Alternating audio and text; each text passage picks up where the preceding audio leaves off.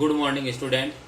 आज हमारा एक नया टॉपिक चलेगा, दैनिक जीवन में कुछ महत्वपूर्ण कार्बनिक यौगिक। तो दैनिक जीवन में हमारे महत्वपूर्ण कार्बनिक यौगिक हैं, जैसे कि फ्योन है, यह अक्रिय विलायक के रूप में काम में लिया जाता है। रेफ्रिजरेटर के अंदर भी इसका उपयोग में लिया जाता है। तो इसको बनाने की विधि पढ़ेंगे, इसका नामकरण पढ़ेंगे और इसको फ्योन क्यों कहते हैं इससे संबंधित पढ़ेंगे। तो दैनिक जीवन में कुछ महत्वपूर्ण कार्बनिक यौगिक हैं, यानी कि फ्योन, यानी कि क्लोरोफ्लोरोकार्बन CFC। तो सबसे पहले फ्योन किसे कहते हैं? तो फ्योन की परिभाषा हो गई पॉली क्लोरोफ्लोरो एल्केन को, पॉली क्लोरो फ्लोरो एल्केन को फ्योन कहते हैं। पॉलीक्लोरोफ्लोरो एल्केन को फ्योन कहते हैं। अगर आप इसको बनाना चाहते हो तो फ्योन का नामकरण करने के लिए carbon tetrachloride CCl4, carbon tetrachloride की हाइड्रोजन फ्लोराइड के साथ में अभिक्रिया कराई जाती है। उत्प्रेरक के रूप में Stenik pentachloride SbCl5, Stenik pentachloride की उपस्थिति में क्रिया कराई जाती है।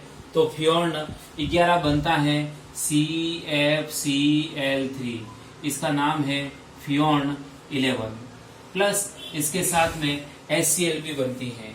तो ये कार्बन टेट्राक्लोराइड की हाइड्रोजन फ्लोराइड के साथ में अभिक्रिया कराने पर फ्योन प्राप्त होता है। फ्योन नामकरण, फ्योन के नामकरण करने के लिए फ्योन के आंकिक नाम के लिए उनके अणुसूत्र में उपस्थित कार्बन, हाइड्रोजन और फ्लोरीन, कार्बन, हाइड्रोजन और फ्लोरीन परमाणुओं की संख्या का उपयोग किया जाता है। जैसे उदाहरण के रूप में है फ्योन XYZ। X का मतलब होता है कार्बन परमाणु की संख्या जितनी है उसमें से एक घटा दो। Y का मतलब होता है हाइड्रोजन परमाणु की संख्या जितनी है उसके अंदर एक जोड़ दो। और Z का मतलब होता है फ्लोरीन परमाणुओं की संख्या जितनी है उतनी लिख दीजिए। CFCl3 का फ्योन नामकरण कीजिए। तो सबसे पहले फ्योन XYZ।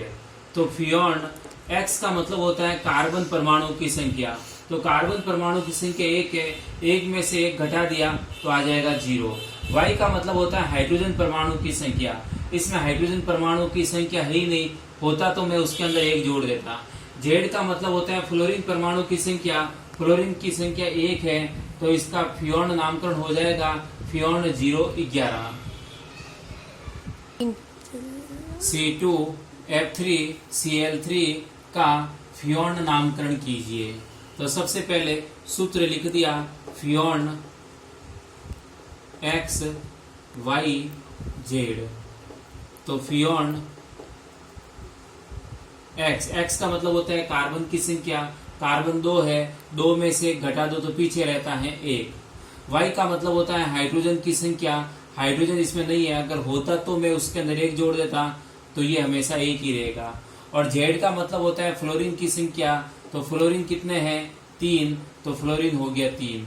तो इसका फ्योन नामकरण हो गया फ्योन 113। थैंक्स।